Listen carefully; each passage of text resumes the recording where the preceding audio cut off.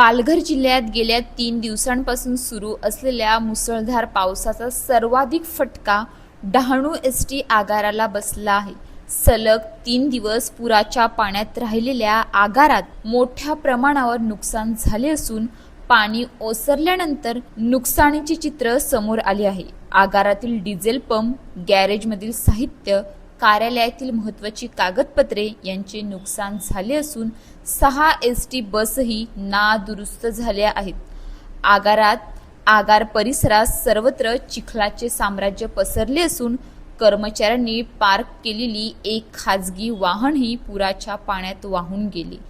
जीव धोक्यात घालून कर्मचारी आणि स्थानिकांच्या मदतीने अनेक एसटी बस सुरक्षित बाहेर काढण्यात आल्या। बस स्थानकातील आसन व्यवस्था आणि प्रवासी प्रतीक्षागृहातही चिखल साचला आहे।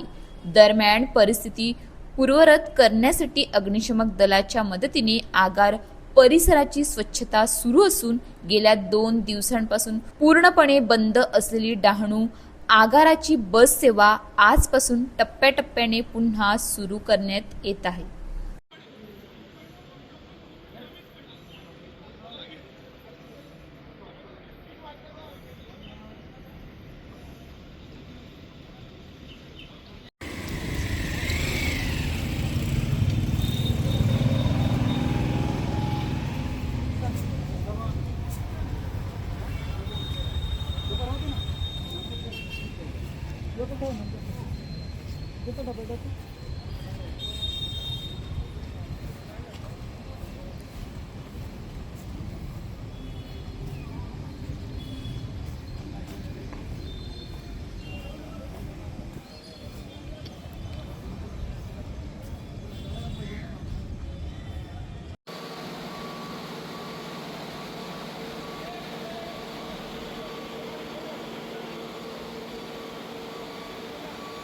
अशाच ताज्या बातम्यांसाठी आमच्या न्यूज पोलीस रिपोर्टर चॅनलला लगेच सबस्क्राइब करा आणि बेल आयकॉन दाबायला विसरू नका।